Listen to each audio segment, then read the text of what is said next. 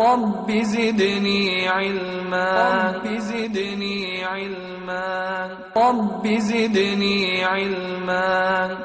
السلام علیکم ورحمۃ اللہ وبرکاتہ.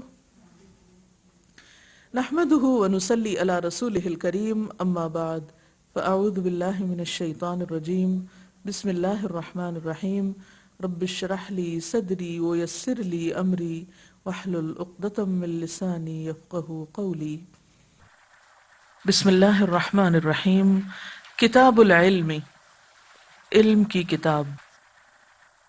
وعن سهل بن سعد رضی اللہ عنہ ان النبی صلی اللہ علیہ وسلم قال لعلی رضی اللہ عنہ فواللہ لأن يهدي اللہ بک رجلا واحدا خیر لک من حمر النعم. متفق علیہ. سیدنا سہل بن سعد رضی اللہ تعالی عنہ سے روایت ہے کہ نبی صلی اللہ علیہ وسلم نے فرمایا حضرت علی رضی اللہ تعالی عنہ سے، پس اللہ کی قسم، فواللہ، بخدا، لَأَن يَهْدِيَ اللَّهُ، یہ کہ ہدایت دے اللہ، بکا تیرے ذریعے، رجلا واحدا، ایک شخص کو، خیر لکا، تیرے لیے زیادہ بہتر ہے، من حمر النعم، سرخ اونٹوں سے بھی. حمر احمر سے سرخ، نعم مراد یہاں اونٹ ہے کیونکہ وہی حمر ہوتے ہیں سرخ. پیچھے بات ہوئی نا کہ سب سے بہترین حصہ زمین کا وہ ہے جو پانی قبول کر لے اور آگے سبزہ اگائے اور دوسروں کو فائدہ پہنچائے. تو یہاں اسی بات کو ایک اور طریقے سے بیان کیا جا رہا ہے. آپ صلی اللہ علیہ وسلم نے حضرت علی رضی اللہ تعالیٰ عنہ سے فرمایا کہ اللہ کی قسم. اب یہ جو اللہ کی قسم ہے، آپ اس قسم کو کیا درجہ دیں گے؟ کون سی قسم ہے یہ صرف ایک محاورتاً نہیں بولی گئی، تاکید کے لیے ہے، سٹریس ہے اس بات پر کہ خدا کی قسم، اللہ کی قسم، تمہارے ذریعے سے اللہ تعالیٰ کسی ایک شخص کو ہدایت دے دے تو وہ تمہارے لیے سرخ اونٹوں سے زیادہ قیمتی ہے، زیادہ فائدہ مند ہے. گویا دوسرے لفظوں میں علم کو مال پر اب فضیلت دی جا رہی ہے. پہلے علم اور مال دونوں کی بات ہوئی تھی، اب یہاں علم کو مال پر فوقیت دی جا رہی ہے. اس حدیث کا کانٹیکٹ سنا دیتی ہوں. خیبر کے دن رسول اللہ صلی اللہ علیہ وسلم نے حضرت علی رضی اللہ تعالی عنہ کو جھنڈا پکڑاتے ہوئے فرمایا تھا، انفض علی رسلک حتی تنزل بساحتہم ثم ادعوہم الی الاسلام واخبرہم بما یجب علیہم من حق اللہ فیہ فواللہ لأن یہدی اللہ بک رجلا واحدا خیر لک من ان یکون لک حمر النعم. آپ صلی اللہ علیہ وسلم نے بھیجتے ہوئے کیا فرمایا؟ میدان جنگ ہے، سیدھے رستے پہ جانا، حتیٰ کہ تو ان کافروں کے علاقے میں اتر جائے، یعنی اندر چلے جانا، پھر انہیں اسلام کی طرف دعوت دینا، پھر انہیں اسلام کی طرف دعوت دینا، یعنی جنگ شروع کرنے سے پہلے اسلام کی دعوت. ان کے ذمے اللہ کے حق سے انہیں مطلع کرنا، یعنی تبلیغ کس طرح کرتے ہیں؟ لوگوں کو خالق کا حق بتاتے ہیں کہ جس نے تمہیں پیدا کیا ہے اس کا تم پر کیا حق ہے. اللہ کی قسم، اگر تیری وجہ سے اللہ تعالیٰ ایک آدمی کو بھی ہدایت دے، وہ تیرے لیے سرخ رنگ کے اونٹوں کے حاصل کرنے سے زیادہ بہتر ہے.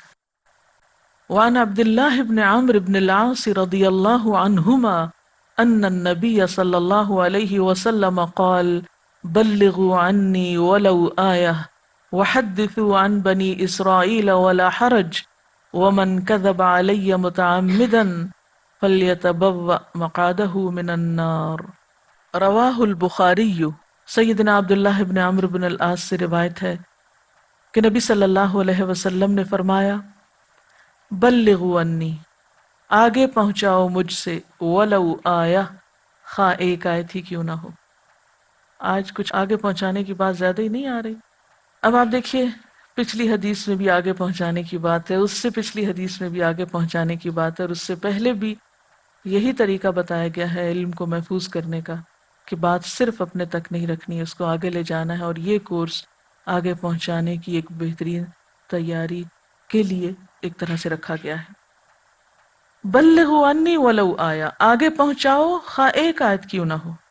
یعنی جب قرآن و حدیث کا علم حاصل کر لو تو پھر اس کو آگے دو، اور اس میں کم از کم کتنا کسی کے پاس ہو، ایک آیت. اگر ایک آیت ہے کسی کے پاس تو بحیثیت مسلمان اس کی ذمہ داری کہ وہ ایک آیت آگے سکھا دے. مثلا ایک ماں جس کو سوائے نماز کے کچھ بھی نہیں آتا، جاہل سے جاہل ماں ہے، لیکن نماز تو فرض ہے نا، اور نماز نہیں پڑھی جا سکتی جب تک نماز آتی نہ ہو. تب اس کی ذمہ داری کیا ہے کہ ایٹ لیسٹ وہ اپنے بچوں کو وہ نماز سکھا دے. اب اس میں ایک آیت تو نہیں، اس میں تو کئی آیتیں ہیں. لیکن افسوس یہ کہ آج بہت سے مسلمانوں کی نسلوں پہ نسلیں ایسی گزری بعض علاقوں میں اور جگہوں پہ اور ہماری آنکھوں کے سامنے، کہ بعض اوقات ماں باپ تو بہت کچھ جانتے تھے مگر اولاد بالکل جاہل ہوتی، اتنا بھی نہیں دین کا جانتی ہوتی جتنا ماں باپ کو پتا ہوتا ہے. تو یہ ہماری ذمہ داریوں میں سے ایک ذمہ داری ہے کہ اگر ایک آیت آتی ہے تو اس کو بھی آگے دینا ہے، اس کو بھی روک کے نہیں رکھنا. وحدثوا عن بنی اسرائیل ولا حرج، اور بنی اسرائیل سے روایت کرو، حدیث بیان کرو اور کوئی حرج نہیں. اچھا، کیا اسرائیلیات میں سے یا ان کی کتاب میں سے جو صحیح درست غلط جو کچھ ہے سب بیان کرو؟ یہ نہیں اس کا معنی. اس کا معنی یہ ہے کہ اس میں سے وہ باتیں جو نبی صلی اللہ علیہ وسلم نے بیان کی ہیں، کیونکہ آپ نے بعض بنی اسرائیل کی باتیں خود بھی روایت کی، تو ان باتوں کو آگے بھی پہنچایا جا سکتا ہے. آپ نے وہ حدیث بھی پڑھی ہوگی جب ایک موقع پر حضرت عمر رضی اللہ تعالیٰ عنہ تورات کا ایک نسخہ لائے تھے تو آپ نے بہت ناراضگی کا اظہار کیا تھا، اور یہاں پر کہا جا رہا ہے کہ تم آگے پہنچا سکتے ہو. تو ان دونوں میں فرق کیا ہے؟ ان دونوں کا فرق یہ ہے کہ ہر چیز نہیں آگے پہنچا سکتے، بغیر تمیز کے نہیں پہنچا سکتے. تمیز کا مطلب وہ ادب نہیں ہے بلکہ فرق کے، اچھے برے کی تمیز مراد ہے. تو کیا پہنچا سکتے ہو؟ جو واقعی آپ صلی اللہ علیہ وسلم سے مروی ہے اور جس کو آپ نے بیان کیا ہے، جو مصدقہ ہے، غیر مصدقہ باتیں نہیں. وحدثوا عن بنی اسرائیل ولا حرج، تاکہ وہ غلط فہمی دور ہو جائے کہ تورات کا نسخہ تو منع کر دیا گیا تھا پڑھنے سے، تو پھر کیا ان کی کوئی بھی بات آگے پہنچا سکتے ہیں؟ تو اس کا معیار کیا ہوگا؟ اس کا ذکر ہے. ومن کذب علی متعمدا، اور جس نے مجھ پر جان بوجھ کے جھوٹ بولا، مجھ سے غلط بات منسوب کی، یعنی پہنچاؤ ضرور، اس کا ثواب ہے، اجر ہے، لیکن غلط بات میرے نام لگا کر نہیں. یعنی آپ صلی اللہ علیہ وسلم نے جو فرمایا نہ ہو اسے آپ کے نام سے بیان نہیں کرنا، ورنہ نتیجہ کیا ہوگا؟ فَلْيَتَبَوَّأْ، بس چاہیے کہ ٹھکانہ بنائے، مقعدہ، اپنا ٹھکانہ، اپنے بیٹھنے کی جگہ، من النار، آگ میں سے. یعنی اس کی سزا بھی اتنی ہی بڑی. جہاں ایک بات آگے پہنچانے کا اجر بتایا گیا، وہاں غلط بات پہنچانے کی سزا بھی بتا دی گئی.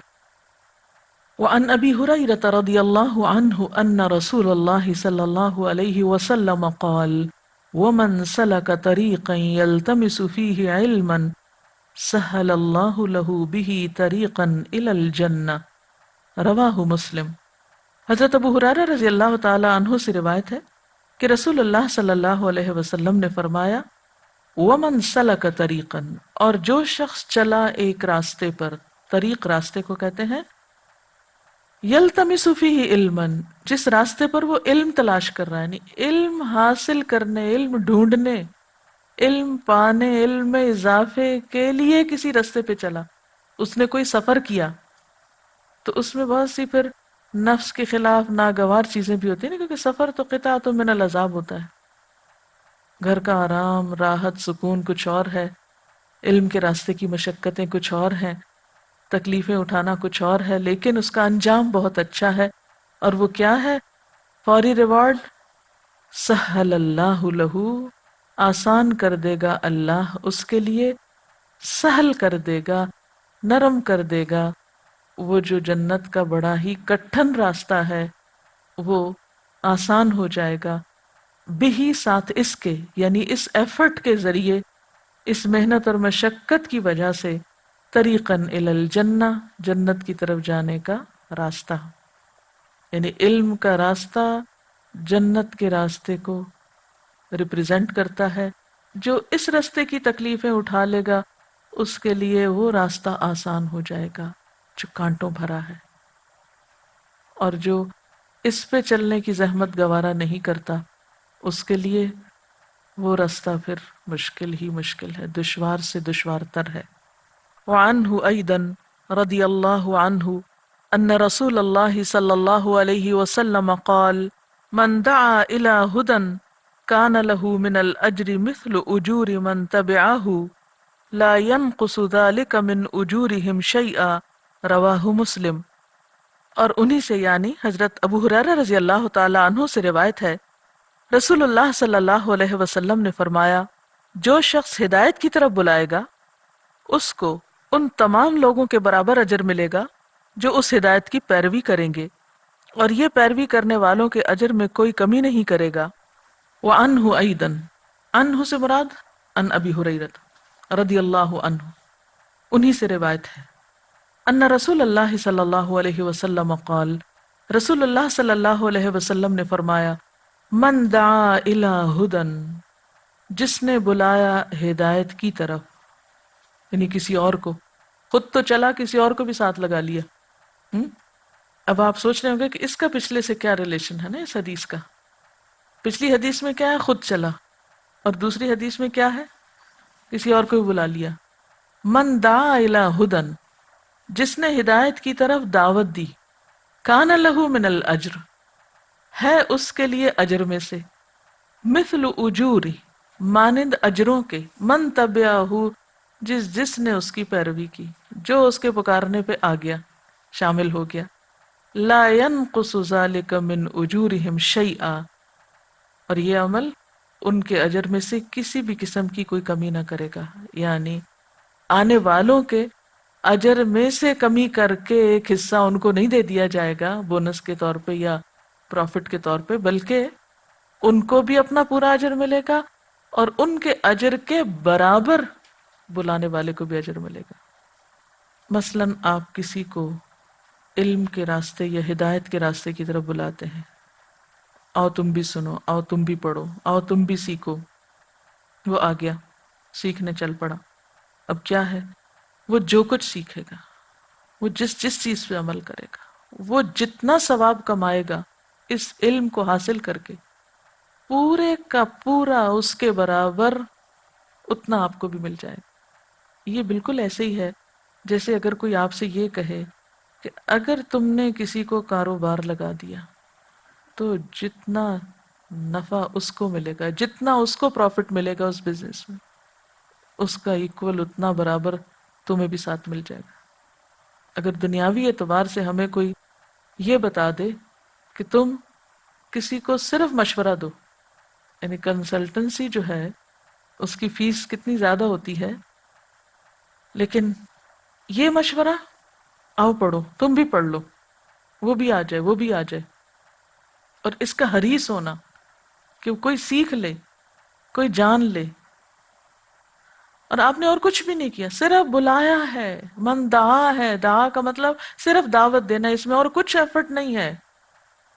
لیکن ہم میں سے کتنے لوگ ہیں جو اس کے لیے بھی سوچیں، ورنہ بہت سے لوگ تو اس میں بھی بخل کرتے ہیں، میں سیکھوں تو کوئی اور بھی سیکھ جائے، میرے برابر کوئی اور پہنچ جائے۔ تو ہم میں سے ہر ایک اپنا اپنا جائزہ لے کہ جس خیر کو ہم پا رہے ہیں، ہمارے دل میں کسی اور کے لیے کتنی تڑپ اور کتنا خیال ہے کہ اچھا اس کو بھی سیکھ لینا چاہیے، اس کو بھی جان لینا چاہیے، اس کو بھی معلوم ہونا چاہیے۔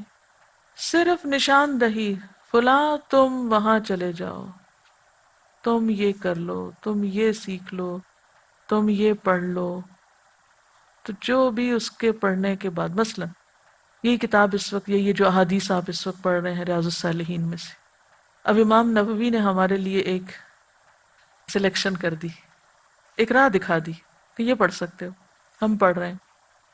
اس پڑھنے کے بعد آپ میں سے جس پہ جو اثر ہوگا، اس اثر کے بعد آپ میں سے جو کچھ بھی کرے گا، جتنا اجر کوئی انڈیویجول کمائے گا، اتنا اجر امام نووی کو برابر کا جائے گا۔ راہ دکھائیے نا، اور یہ صرف امام نووی کے لیے نہیں، آپ سب کے لیے بھی میدان کھلا ہے۔ تو من دعا الی ہدی کان لہ من الاجر مثل اجور من تبعہ لا ينقص ذلك من اجورهم شیئا، اور بلانے والا خوشی سے بلائے، اور لبیک کہنے والے خوشی سے لبیک کہیں، اور یہ نہ سوچیں کہ لو میرے عمل کرنے سے تو تم کو ثواب مل جائے گا اس لیے میں عمل کرتا ہی نہیں کہ کہیں تم کو ثواب نہ ملے. نہیں، تمہارا کچھ نہیں جائے گا، اللہ تعالیٰ اپنے پاس سے عطا کرے گا، اپنی رحمت سے دے گا. وعنہ قال قال رسول اللہ صلی اللہ علیہ وسلم اذا مات ابن آدم انقطع عمله الا من ثلاث صدقۃ جاریۃ او علم ينتفع به او ولد صالح يدعو له رواہ مسلم. اور حضرت ابو ہریرہ ہی سے روایت ہے، رسول اللہ صلی اللہ علیہ وسلم نے فرمایا جب انسان مر جاتا ہے تو اس کے عمل کا سلسلہ ختم ہو جاتا ہے مگر تین چیزوں کا ثواب اسے ملتا رہتا ہے. ایک صدقہ جاریہ، یا وہ علم جس سے فائدہ اٹھایا جائے، یا نیک اولاد جو اس کے لیے دعائے خیر کرتی رہے. وعنہ قال قال رسول اللہ صلی اللہ علیہ وسلم، رسول اللہ صلی اللہ علیہ وسلم نے فرمایا اذا مات ابن آدم، جب ابن آدم فوت ہو جاتا ہے، انقطع عملہ الا من ثلاث، اس کا عمل منقطع ہو جاتا ہے سوائے تین چیزوں کے، صدقۃ جاریۃ، صدقہ جاریہ، او علم ينتفع به، یا ایسا علم جس سے فائدہ اٹھایا جائے، او ولد صالح يدعو له، یا نیک اولاد جو اس کے لیے دعائیں کرے. یعنی انسان کے فوت ہونے کے بعد اس کا اپنا عمل تو ختم، تین چیزیں بعد میں بھی فائدہ دیتی ہیں. صدقہ جاریہ یعنی ایسی جگہ مال لگانا جس سے انسانیت کو بعد میں فائدہ پہنچتا رہے، کوئی سڑک بنوانا، کوئی کنواں کھدوانا، کوئی مدرسہ بنوانا، یا وہ علم جس سے فائدہ اٹھایا جائے، کوئی کتاب لکھ جائیں، کوئی طالب علم تیار کر جائیں، یا نیک اولاد یعنی اپنے بچوں کی ایسی تربیت کریں کہ جو ماں باپ کو یاد کر کر کے انہیں دعائیں دیتی رہے. تو ایسی چیزیں انسان کو بعد میں بھی فائدہ دیتی ہیں. علم ينتفع به، دیکھیے جس ہستی کے بارے میں اللہ تعالیٰ خود گواہی دے رہے ہیں کہ وہ تمہارے لیے خوبصورت نمونہ ہے، خلق عظیم پر فائز ہے، انک لعلی خلق عظیم، یعنی کسی عام انسان کی گواہی نہیں ہے، میری آپ کی گواہی نہیں ہے، خالق کائنات کی گواہی ہے. تو پھر اس سے بڑھ کر کوئی خوبصورت نمونہ دنیا میں ہے ہی نہیں، اور نہ ہی ان کی بات سے بڑھ کر اور ان کے اخلاق سے بڑھ کر اخلاق کا کوئی معیار دنیا کے کسی بھی علم میں، فلسفے میں، کتابوں میں کہیں بھی نہیں. لیکن ہمارا اپنا ایمان اور یقین کمزور ہے نا، جس کی وجہ سے ہم ان پہ شرمندہ ہیں. یعنی وہی بات اگر حدیث کہہ کے بتائی جائے تو ہم دور ہونے لگیں گے، وہی بات اگر کسی اور کتاب کے ریفرنس سے بتائی جائے تو ہم غور سے سننے لگیں گے. ہمارا اپنا ایٹیٹیوڈ یہی ہے. آپ میں سے کسی نے مسند احمد پڑھی ہے؟ کسی نے دیکھی ہے؟ دیکھی بھی نہیں ہوگی نا. بہرحال ایک مشہور مستشرق ہے گولڈزیئر، اگر میں نام بھول نہیں رہی تو اس نے 14 دفعہ اس کتاب کو پڑھا. ہم نے ایک چھوٹی سی کتاب بھی اگر کہنا 3 دفعہ حدیث پڑھ کے آؤ تو ہم تھک جاتے ہیں. لیکن مشکل یہ نا کہ ہم آؤٹ آف پریکٹس ہیں، we are out of practice. تو جس چیز میں بھی آؤٹ آف پریکٹس ہوگی وہ مشکل ہو جائے گی نا. ٹھیک ہے، میں نہیں مطالبہ کرتی کہ ہر خاتون خانہ گھر میں سب کام کاج چھوڑ کے تو وہ کتابیں 3 دفعہ پڑھنا چاہیے. ان کے تو اپنے مقاصد، انہوں نے تو زندگیاں وقف کی ہوئی ہیں مختلف اپنے مقاصد کے لیے. لیکن ہم میں سے بھی کچھ لوگ تو ہونے چاہیے جن کے کچھ مقاصد ہوں، اور ان کی وجہ سے باقی امت کا بھی بھلا ہو جائے گا. چلیے آگے چلتے ہیں. وعنہ قال سمعت رسول اللہ صلی اللہ علیہ وسلم یقول الدنیا ملعونۃ ملعون ما فیها الا ذکر اللہ تعالی وما والاہ وعالما او متعلما. رواہ الترمذی وقال حدیث حسن. قوله وما والاہ ای طاعت اللہ. وعنہ قال، اور انہی سے روایت ہے، وہ کہتے ہیں، ان کن سے؟ حضرت ابو ہریرہ رضی اللہ تعالی عنہ سے. یہ چوتھی حدیث ہے جو ان سے روایت ہے. یہاں کہتے ہیں سمعت رسول اللہ، میں نے سنا رسول اللہ صلی اللہ علیہ وسلم کو، یقول، آپ فرماتے تھے، الدنیا ملعونۃ، دنیا ملعون ہے. ملعون کا لفظ لعنت سے ہے. ملعون ما فیہا، ملعون ہے جو کچھ اس میں ہے، یعنی دنیا کا ساز و سامان، دنیا کا مال و دولت. الا ذکر اللہ تعالی، سوائے اللہ تعالی کے ذکر کے، وما والہ، اور جو اس سے متعلق ہے، وعالمن، اور عالم کے، او متعلمن، یا طالب علم کے۔ رواہ الترمذی، اسے ترمذی نے روایت کیا، وقال، اور کہا، حدیث حسن، حسن حدیث ہے، قولہ، اور آپ کا فرمانا، وما والاہ، وما والاہ کا مطلب کیا ہے، یہ امام نووی اس کی وضاحت کر رہے ہیں، ای طاعت اللہ، یعنی اللہ کی اطاعت۔ امام نووی نے اس کا ترجمہ یا اس کا مفہوم اللہ کی اطاعت سے کیا ہے۔ اب یہ حدیث بظاہر دیکھ کر بڑی پریشانی ہوتی ہے، کیونکہ ملعون لفظ جو ہے یہ بڑا سخت لفظ ہے، کہ دنیا ملعون ہے، اللہ کی رحمت سے دور ہے۔ تو اس کا مطلب یہ ہے کہ پھر دنیا تو بہت ہی بری چیز ہوئی۔ ملعون ما فیہا، جو بھی اس میں سب ملعون ہے۔ اور ایک اور دوسری حدیث میں آتا ہے کہ آپ کسی چیز پر لعنت نہ بھیجیں، آتا ہے نا۔ مثلاً آپ یہ انسانوں پر لعنت بھیجنا، تو کیا آپ یہ بھی نہیں کہہ سکتے کہ اس پینسل پہ لعنت ہو؟ یہ بھی نہیں کہہ سکتے، تو پھر یہ کنٹرڈکشن نہ ہوگی۔ کیونکہ یہ ضرور ہے کہ کوئی بھی چیز جب آؤٹ آف کانٹیکسٹ سامنے لائی جاتی ہے تو اس میں کنفیوژن پیدا ہوتے ہیں، اور یہ صرف اس حدیث کا معاملہ نہیں ہے، اور آیات اور چیزوں میں بھی یہ چیز آپ کو نظر آئے گی۔ اور بعض اوقات دین سے دور لوگ یہی طریقہ کار اختیار کرتے ہیں۔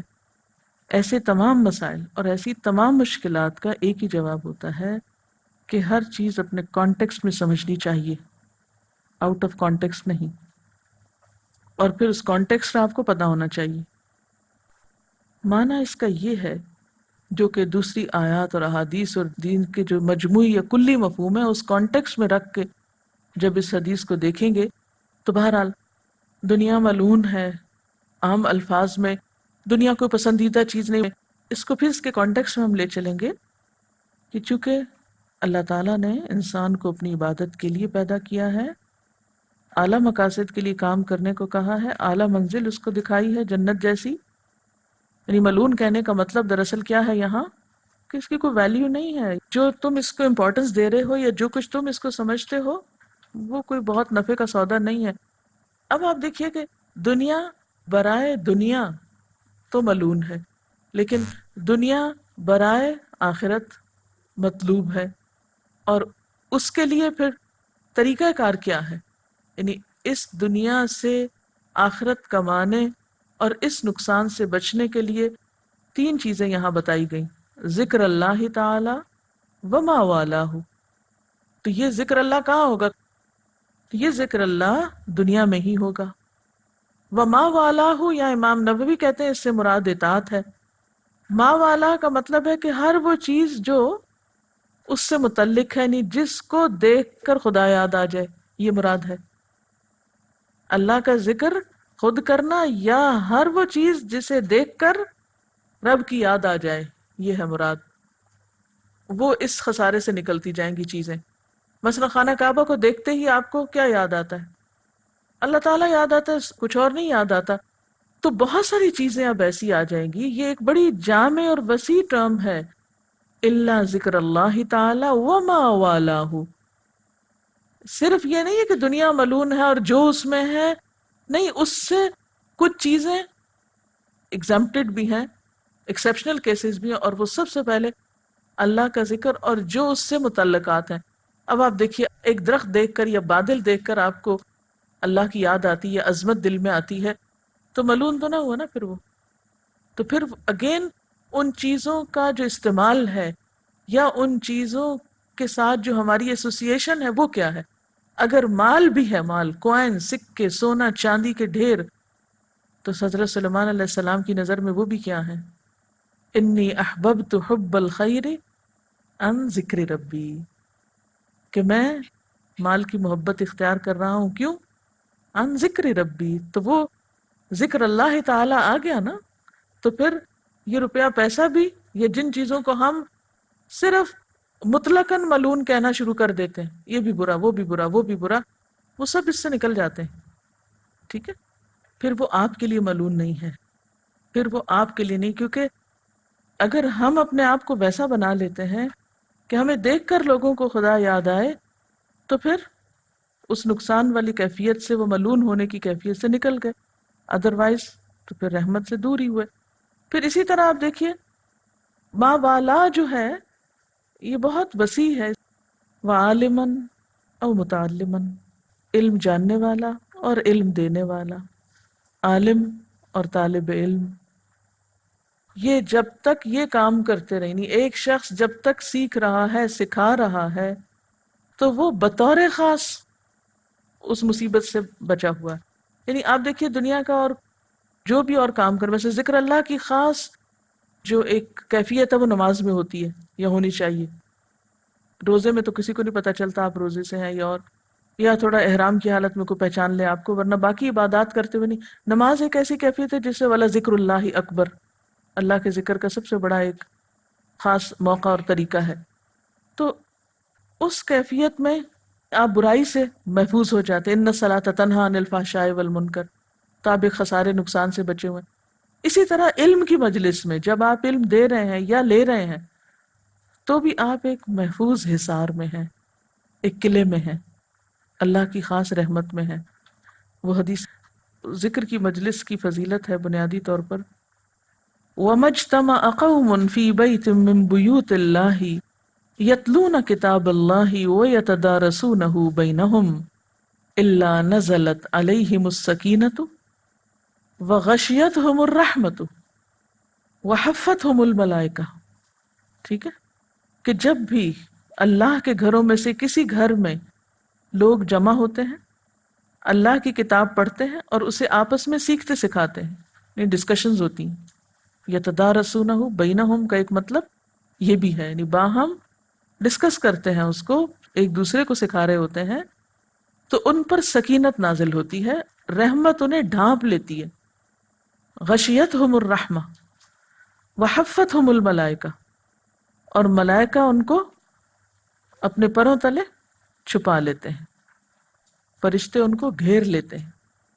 وَذَكَرَهُمُ اللَّهُ فِي مَنْ عِندَهُ، اور اللہ تعالیٰ ایسے لوگوں کا ذکر اپنے پاس کے فرشتوں میں کرتے ہیں، یعنی اللہ تعالیٰ کے جو مقرب فرشتے ہیں انہیں اللہ تعالیٰ بطور خاص بتاتے ہیں کہ میرے فلاں فلاں بندے فلاں فلاں جگہ پر اکٹھے بیٹھ کر سیکھ سکھا رہے ہیں۔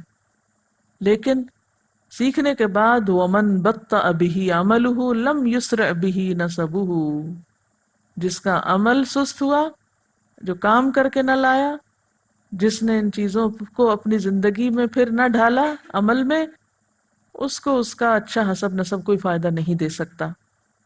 تو بنیادی طور پر یہ حدیث عالم اور متعلم کی فضیلت بیان کرنے کے لیے کہ وہ اللہ کی خاص رحمت میں ہوتے ہیں، ان کا ایک خاص مقام ہے۔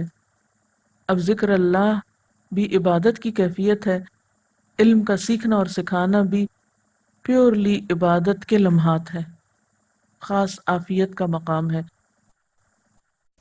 تو اس کے ساتھ ہی ہمارے آج کے اس پروگرام کا وقت ختم ہوتا ہے، اجازت چاہتے ہیں۔ السلام علیکم ورحمۃ اللہ وبرکاتہ۔ سبحانک اللہم وبحمدک، نشہد ان لا الہ الا انت، نستغفرک ونتوب الیک۔ السلام علیکم ورحمۃ اللہ وبرکاتہ۔ رب زدنی علما، رب زدنی علما۔